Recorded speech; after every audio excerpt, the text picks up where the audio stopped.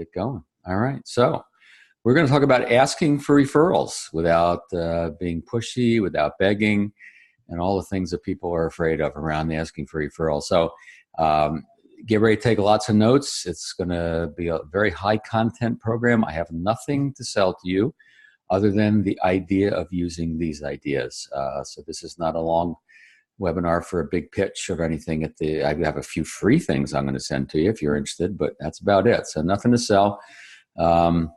We are recording this. Since you've registered, you will receive the recording. If you can't stay the whole time for whatever reason, don't worry. We'll get you the recording, and all the free things that we're talking about on this program will be sent to you as well.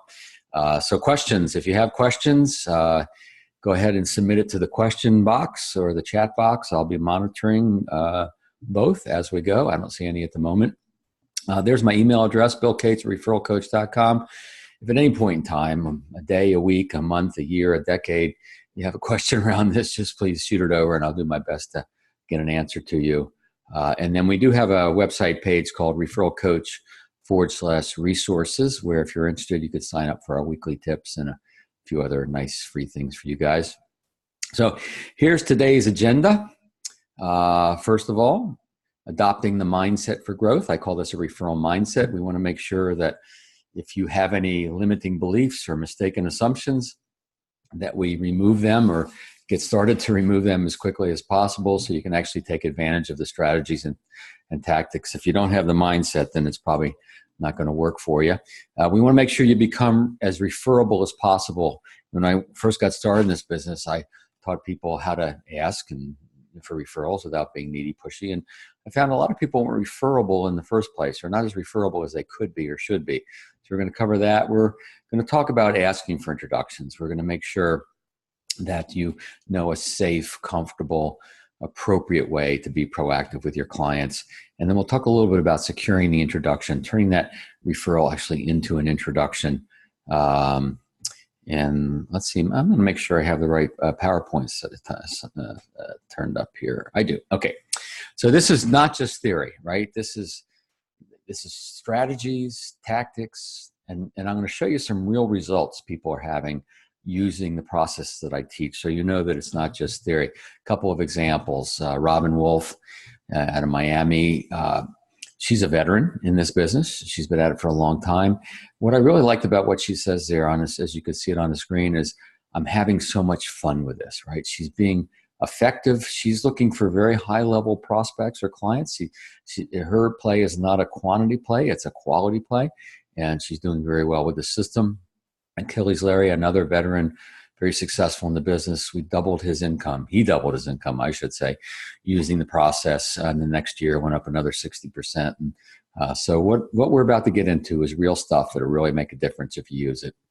And I have to say, I think your opportunity is pretty huge. And I've been teaching this for almost 25 years, and everybody's numbers may be a little bit different, but not a lot. So roughly 20% of your clients will give you referrals without asking, unsolicited referrals. You should be getting those. We should all be getting those. I was doing a live workshop for a firm, and a guy came up to me afterwards. He says, Bill, I've been at this for about 20 years, and I don't get many unsolicited referrals. I can probably count the number of unsolicited referrals on a couple hands. And now I had to catch a flight. I didn't have time for the therapy that would ensue to show this guy he wasn't as referable as he thought he was. So we should be getting those. And another 20%, give or take, we'll never do this, right? You could run into a burning building except for their children. They wouldn't play this game with you. But they're not going to stop being your client. They're just not going to participate in the referral process. And then 60%, this is the gold mine. This is the huge opportunity that you guys are sitting on. You just got to find a way to be appropriately proactive.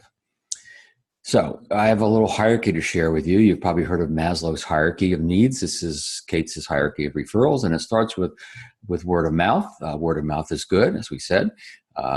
We should all be getting that, but it's not usually enough to build the business in the direction you want it to go, and not always with the right types of clients you want, and certainly not the quantity. Some businesses, of course, depend on word of mouth, and they would fail without it. Ours is a little bit different. So the referred lead, right? Call George, use my name. Well, George doesn't pick up his phone anymore, and he's wondering, why did he give my name out to this guy, right? So we know that the referred lead just doesn't work very well anymore. Now, if we're getting recommended, if someone is saying to their friend or family member or colleague, take her call, take his call to be worth a few minutes of your time, well, that's not bad. Now we've been at least recommended, if not introduced. But introductions are really the way we want to go with it. That's the highest form, and that's what we're trying to accomplish here, is getting actually connection, introduction. Although there is one little higher form, and that's what we call an advocate. Here's what happens with an advocate. I'm sure you have a few. Is an advocate not only vouches for you and recommends you to other people, but they also make sure the connection's gone through, right? They'll ask you a few days later, hey, have you talked to my friend? Or they'll ask their friend, hey, have you talked to my advisor? And so what we're trying to create is these advocates. And I was doing a coaching program with a small team, and Brian was the founder of the firm. And he says to me, Bill, I've heard a lot about advocates, and you talk about creating advocates. Are advocates born? Are they wired to be advocates, right? It's in their DNA, or can you create these? And of course, the answer is yes and yes. There are some people, as you've probably experienced, that just love to connect you. They love to make the connections, right? It is in their DNA. And then there's others that aren't quite there yet, but we need to tip them into the scale of becoming an advocate. And I'll share with you in a few minutes one of the ingredients into turning more of your clients actually into advocates. But let's start with your mindset first. Let's make sure that first I want to make sure I'm recording this. Yeah, I am. Okay. I just want to double check here, because every now and then I forget. Anyway, your mindset, all right, your beliefs, your thinking, your assumptions around this. First of all, first element of a referral mindset is you realize that the lifetime value of a client isn't just the business you can do with them over a lifetime, which can be substantial. It's also who they can introduce you to over a lifetime. But that's not going to happen if you're not proactive, right? You'll get some. Just serving your clients well will create incremental growth. But if you want to grow the growth of your, speed up the growth of your business, accelerate the growth, then you have to find ways to be proactive. And understanding the lifetime value of a client is also who they can introduce you to. You pay attention to your clients differently. The questions you ask to get to know your clients are a little different. So everybody on this call is in the financial services world. One of the questions you probably ask is, who are folks in your life that are affected by the financial decisions you make? Which is a very natural and logical question to ask. It helps you understand who you're serving and how the decisions you help them with will affect other people. But here's another one. Who in your world have made financial decisions that you really respect? Right? Who are some folks who have done well in making financial decisions? And they're going to tell you about a couple of folks, maybe a family member, maybe a friend or a colleague. What you're doing, of course, is understanding what's the dynamic of them making financial decisions. You're getting to know them a little bit better, which is important for the work you do. And you're slowly but surely building a little bit of an inventory of other people that your clients know. And you'll see in a little bit how knowing other people your clients know will really make a big difference for you in your ability to ask for introductions and get introduced and make this whole thing work. As you give, you receive, right? Giving referrals. And a lot of people are reluctant to give referrals. I had a guy come up to me after a conference once. He says, Bill, I think I figured out why I don't like to ask for referrals. And I said, well, tell me. His name was Eric. I said, Eric, tell me. He says, I don't like to give referrals. Yeah, you connected the dots, right? That's exactly what happens. And if you're not willing to take that little risk and connect other people, then how are you going to expect them to do that for you, right? Do you see yourself as a connector? Do you identify yourself as someone who helps other people, clients, friends, colleagues, you name it, by making connections, and you get connected, right? You're a connector. You give connections, you get connected. Now, for your clients, you may not be able to introduce them to anyone who's a prospect for their business. Maybe they don't even own a business, but you can connect them with other service professionals, other products and services, other ideas, just being a connector to help people. And then, of course, expecting to get connected because of that. I'll tell you one thing that really helps is that the mindset, the demeanor of natural curiosity to learn more about your prospects, to get to really know them, and to learn more about your clients, to really get to know them. So one, you can serve them better, but also, again, you're creating that inventory. So let's say you're sitting down with a client and they just got back from vacation. Oh, where'd you go again? Oh, we went to Rome and Venice. Great. And did you go with? Oh, yeah, we went with this couple. We've been traveling for the last 10, 15 years. We go on vacations every year together. Oh, okay. Tell me more about that. Tell me more about, oh, how did you meet them? Now, you're not going to pounce on that opportunity for an introduction, probably, unless you know the client really well, and maybe you could. But in most cases, you're just going to put it in your inventory, a possibility for down the road. So you can see the curiosity really makes a big difference. And three great words that I've learned that have helped me build my business and to help you build your business is tell me more. You're just going to be a better listener when you learn the words tell me more. And you're going to learn more about your prospects and clients. So, do you believe that asking for referrals, introductions, is a safe thing or a risky thing? Most people believe it's risky. That's why they don't do it. But that's a mistaken belief. And so sometimes you have to flip that switch and make you realize that it really doesn't not have to be a risky thing to do. But if you think it's risky, you could be with a client or a prospect or a center of influence. They could be talking about some folks they know and who you could probably serve, but it's risky. You're not going to go there, in which case, you miss an opportunity, right? So having a process, and I'll give you a bit of a process here today, as much as I can in the time we have. It's like playing pool. You got the cue ball, the four ball, the side pocket. You're aiming the cue ball and the four ball. You're aiming the cue ball at the four ball to hit it into the socket, right? You're trying to make the shot. But you're also doing something else, aren't you? There's a parallel thought process going on. You're also looking for the next shot, right? In pool, they call it the leave. I want to hit the ball into the pocket. I want to position the ball for the next shot. Well, that, I believe, should be our attitude towards client acquisition. We bring a prospect into our world. We turn them into a client.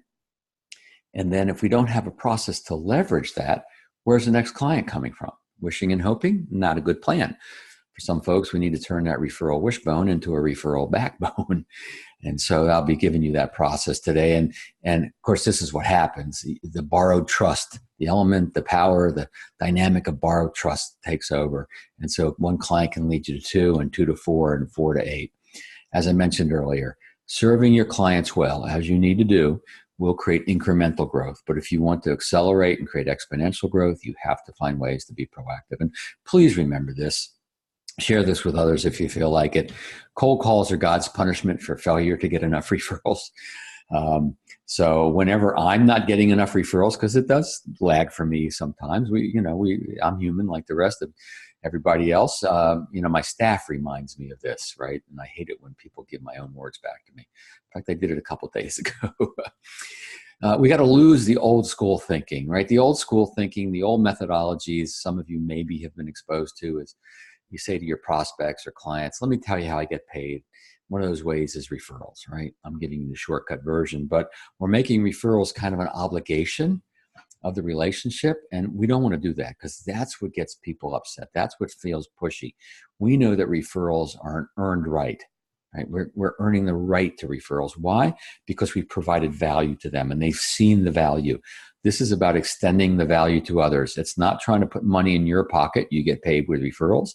It's trying to earn the right to pay it forward to help other people. Yes, you will get paid, but you don't have to hit them over the head with that. You're just being on a mission to bring your important work to other people.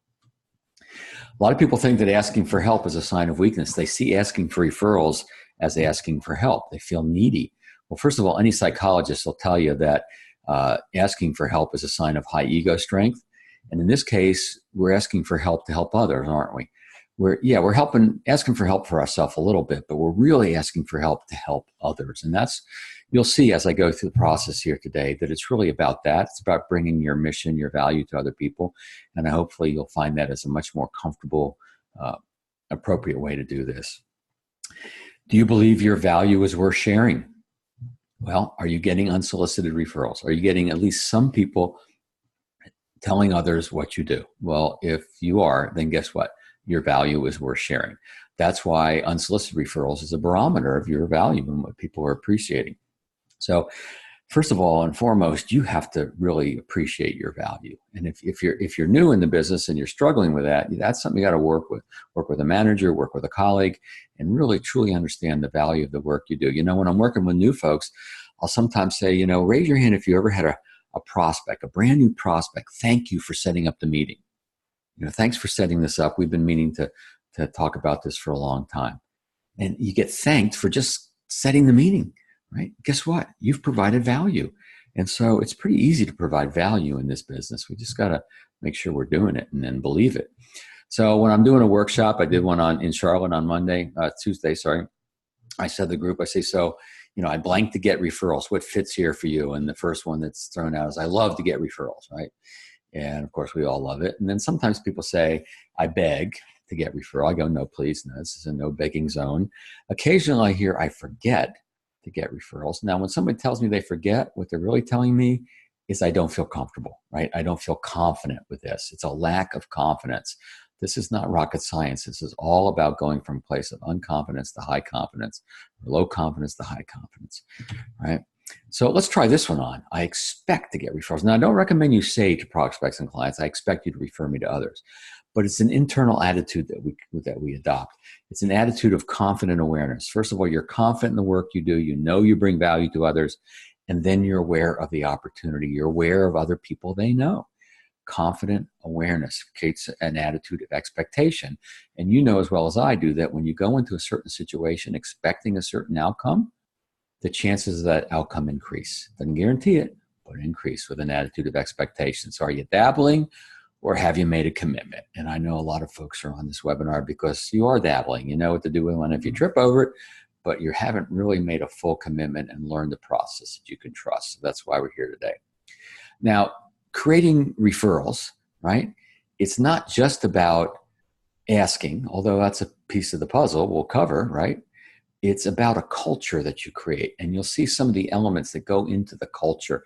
If you work for a larger firm, then the firm wants to, should create that culture as well, but then you specifically within your business, within your practice, you want to create the culture. By the way, I've got a few tools I'll be getting out to you. This one you have to go get yourself. If you go to multiplyourbestclients.com, multiplyourbestclients.com, you get the 5 worst kept secrets. Let me tell you why I called it this, because how many times have you seen, emails, blogs, reports, the 5 secrets, the 6 secrets, the 10 secrets, and you read it and you realize, I already knew this stuff, right? Well, guess what? You know these things, but hopefully you'll like my take on it and the way I present them to you, and it'll make a difference for you. So that's why we had a little fun calling them the 5 worst kept secrets. But if you go to multiplyourbestclients.com, you can get that for free. No gimmicks. All right, so let's talk a little bit about your referability. I don't see any questions coming in at the moment.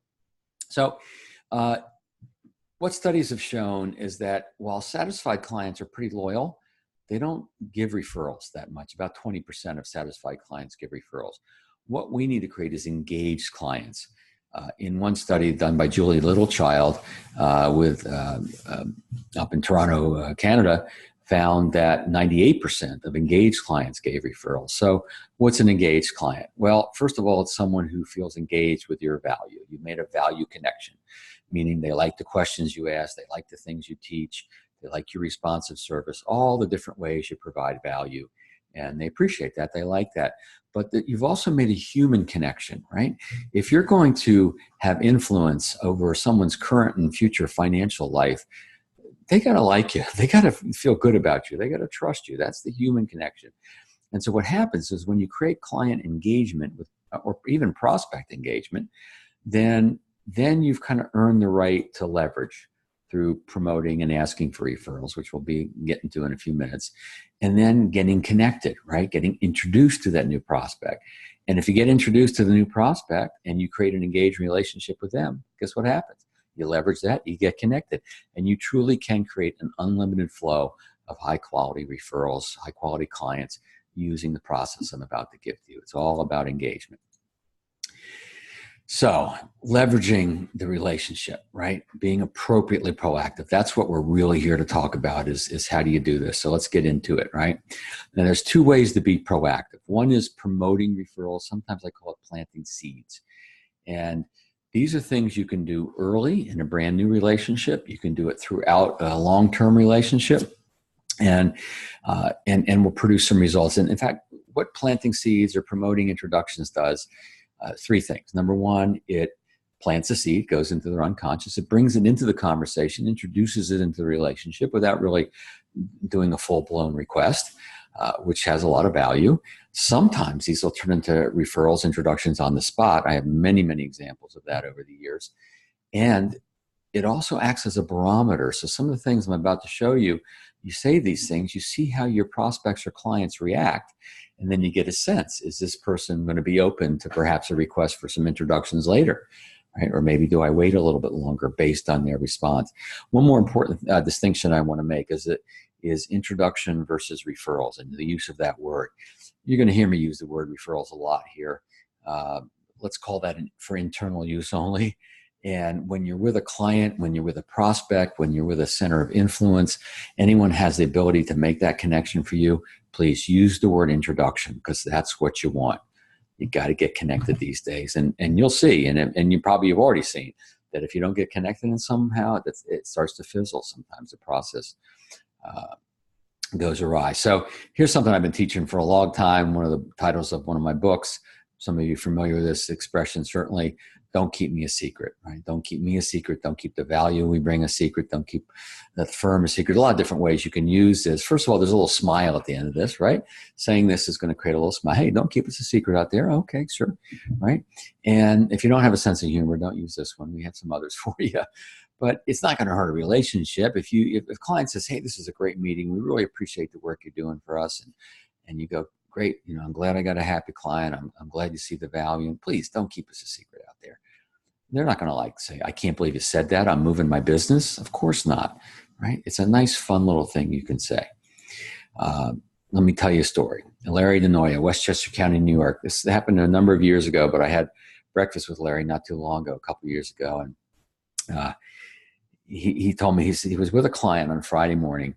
And he said to her, I'm still taking on new clients, people like yourself, perfect match for the work I do. So, please don't keep me a secret. She thought of her sister, and he got a call from the sister late afternoon, early evening, that Friday evening. And they set up an appointment for Monday morning. And at that meeting, she invested with Larry almost $1 million, $940 some odd thousand. So Larry told me it pays to say to not keep a secret and to work a little late on Fridays. And he said it was the fastest turnaround from prospect to client he's ever had, from a Friday evening phone call to a Monday morning meeting. So we know this produces results. Here's another one. Maybe you say this already: never too busy to see if I can be a resource for other people you care about. Never too busy to see if I can be a resource for friends, colleagues. This definitely has its place. It's great. You see how people react to this. It's not asking. Don't confuse it with asking, but it definitely plants a seed and sometimes can turn into referrals on the spot. Here's a neat thing you can put on your outgoing voice message when you're on a webinar and don't want to take a phone call like today.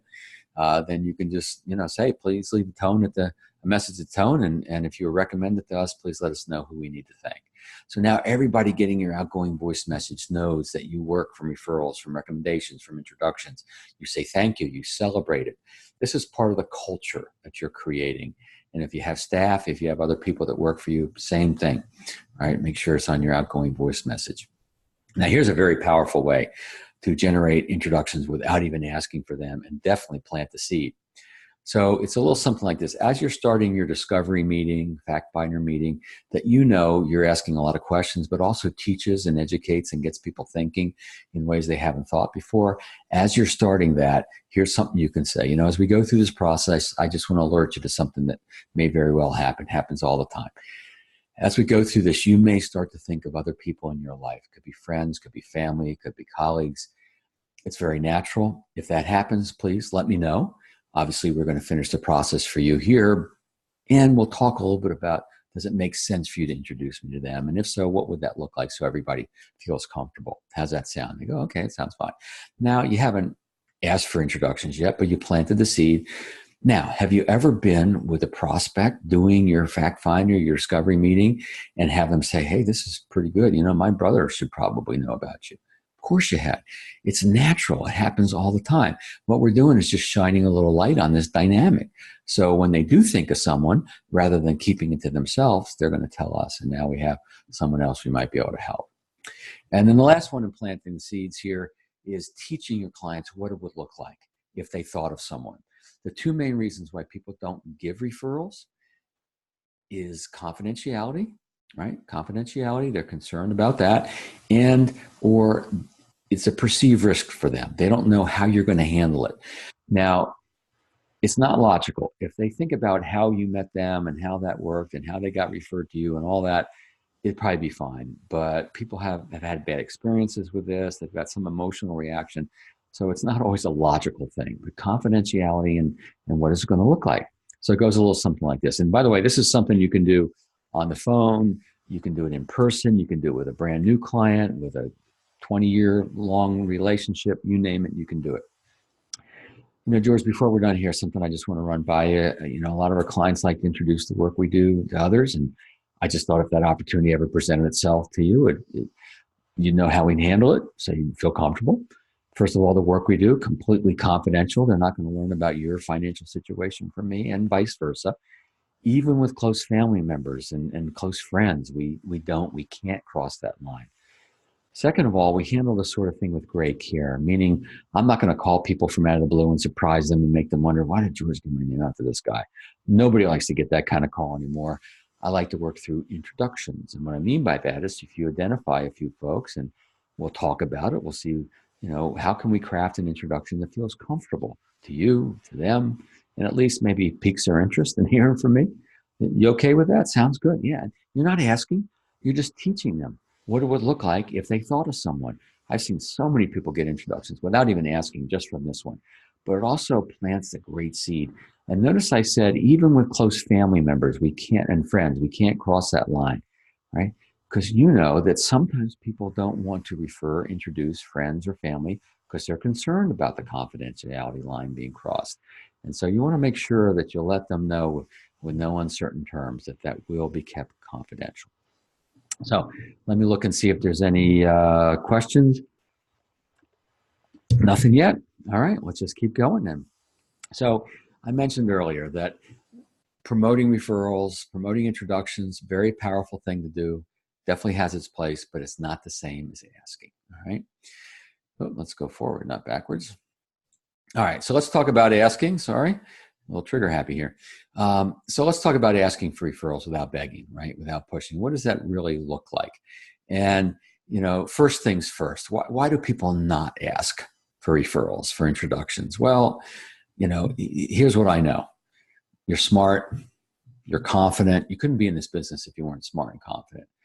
But it's possible that when it comes to asking for referrals, you turn into a bowl of quivering jello. It happens to the best of us. It happens to a lot of very successful people. And so we got to get through that. We got to realize that it's a mistaken assumption, right?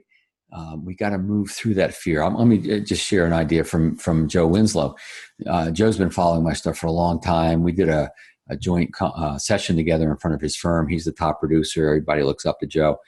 And he told the group, he says, look, guys, I've been following Bill's stuff for a long time. I implement it. I own everything he's ever produced. And I've been successful with this.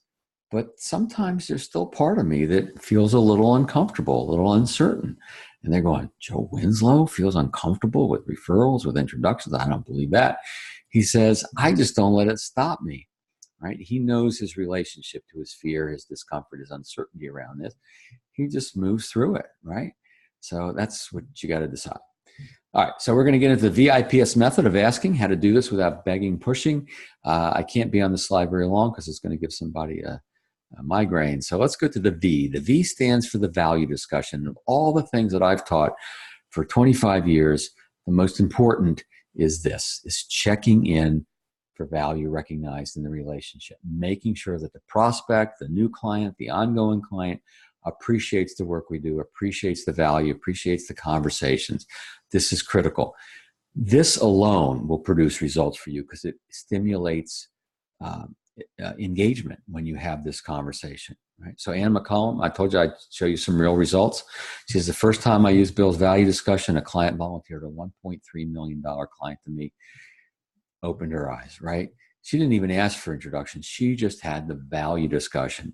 Whenever I do my boot camp or I do a workshop for a firm and we do a coaching call several weeks later, there's always people on the call that say, Bill, the value discussion, you're right. It works. It makes a difference. Sometimes you pick up problems you didn't know they had. Sometimes and most of the time it brings the value to life and they get more in touch with the value and it will generate introductions again, sometimes right on the spot. So what does it sound like? What does the value discussion sound like? Well, first or second meeting, it could be, we've covered quite a bit today. What stands out is the one or two most important things we covered. Right? It could be as simple as that. Let's say it's a decision to work with you. If it's life insurance, to go into underwriting, right? So look, you've made an important decision. You're moving forward with something, as you know, a lot of people put off. You admitted putting it off, and now you really know the value. And I'm just curious, what tipped the scales for you? We talked about a lot of things. What tipped the scales for you? What made you decide to move forward? Now, what's going to happen is they're going to revalidate or validate their decision to work with you and to go into underwriting, if that's the case. And then you're going to see what you did that they appreciated. And this is not a bad time to have that referral conversation. So again, this is going to change at a different time, right? So a deliverable could be a policy, could be a financial plan. We've been through quite a process to get to this point. Tell me the value you feel you've gotten from the process. Are you noticing that these are open-ended questions?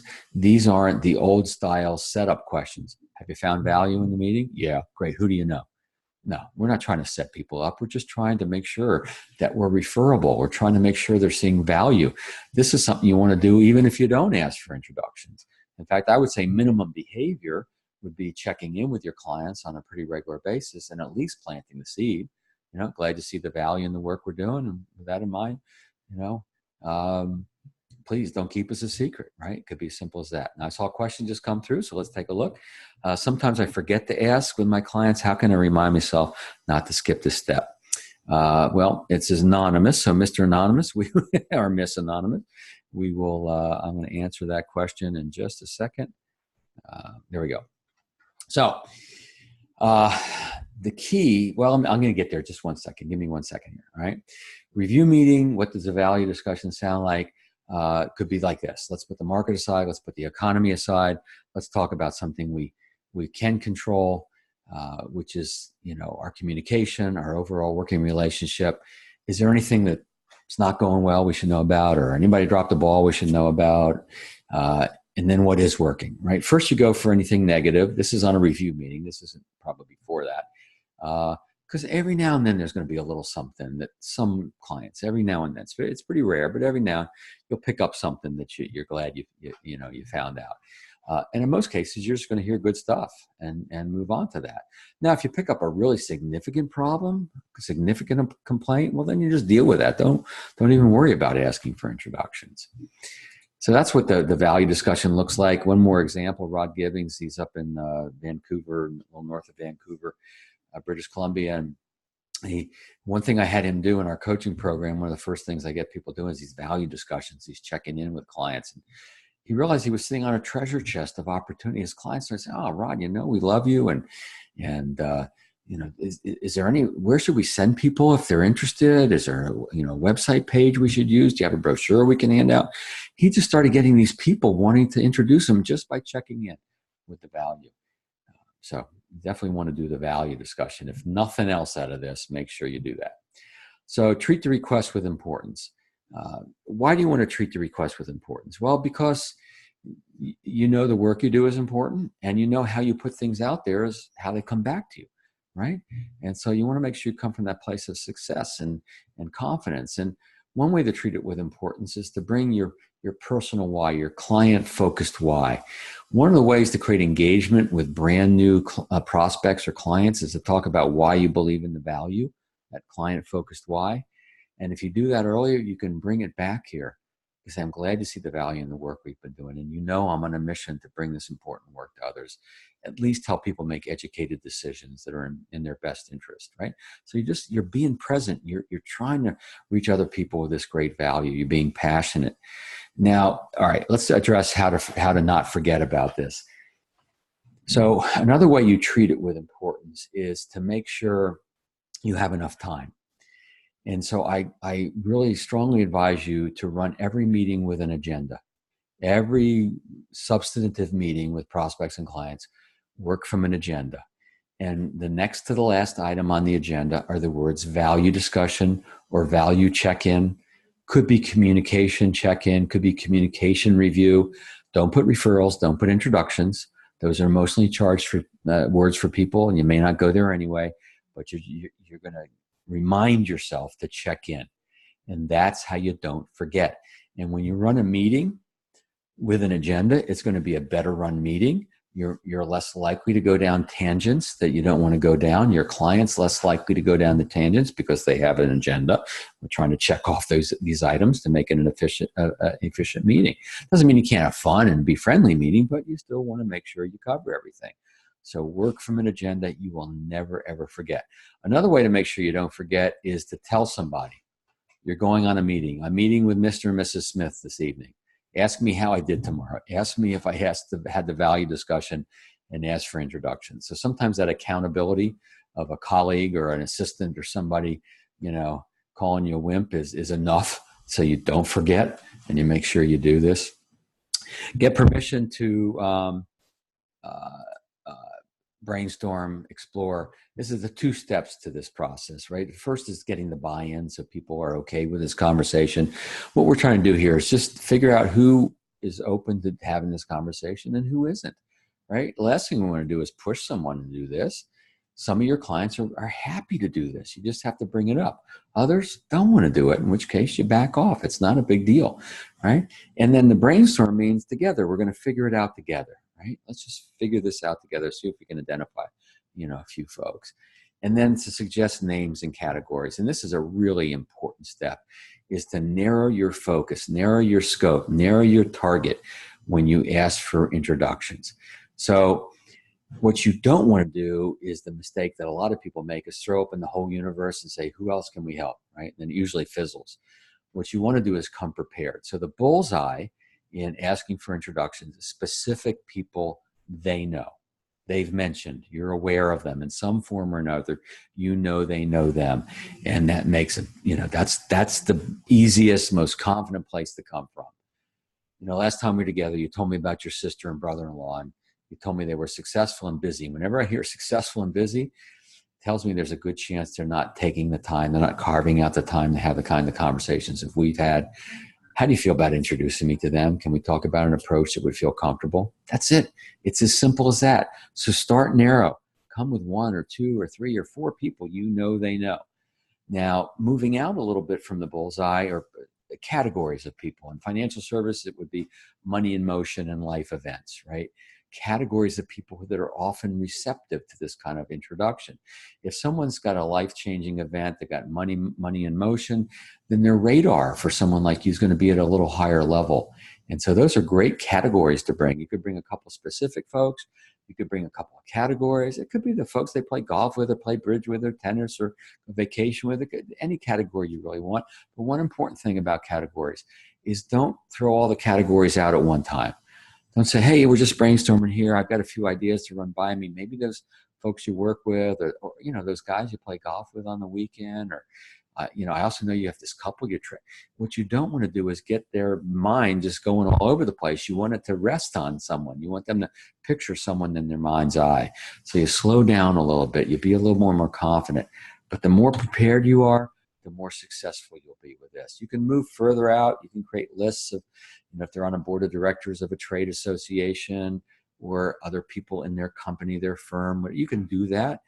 But you can see you're moving a little further away from the bullseye. So that can work, but it's not as powerful as a specific person or people or a few categories of life events, money in motion.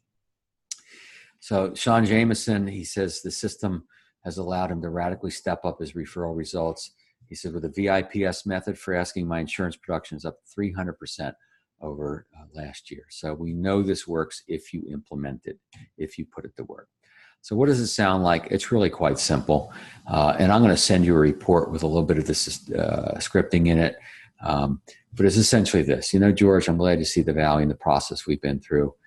You've made, a great decision. We're doing some important work together. I know you see that now. And with that in mind, I have an important question to ask you, because I'm on a mission to bring this important work to other people and helping people at least make educated decisions as you have done. So with that in mind, I was hoping we could put our heads together for a second, see if we can identify a few folks that you think should at least be aware of the work I do. I do have a couple ideas, a couple of specific people you mentioned last time we got together. I would just like to run it by you if that's okay. And that's it, right? I came prepared. I let him know I came prepared. That's very important. I feel more confident because of that. And he has a very specific place to go. So I'll be sending this to you. I call it Referrals on Fire, asking for referrals without pushing or begging, going out to you for free with the recording. I'll be posting this on YouTube. I'll send you the recording. Feel free to share that with others if you want. And don't forget to go to multiplyourbestclients.com, multiplyourbestclients.com to pick up this latest report that we've put out. If you can have fun with this, man, it's amazing how easy this gets if you can have fun. I'll give you, I think I have 3 examples here. One is Art. He's in Baltimore. He's been in business for quite some time. He's a very fun guy. He's a laugh, you laugh with Art all the time. And so when he does this with his clients who've already gotten to know him a little bit, he says, we're just brainstorming here. I'm looking for about 100 people. And they go, Art, 100 people? You got to be kidding. I mean, I don't even know 100 people. We only had 60 at our wedding. And so Art goes, yeah, I guess that's a little much. Well, how about 3 or 4?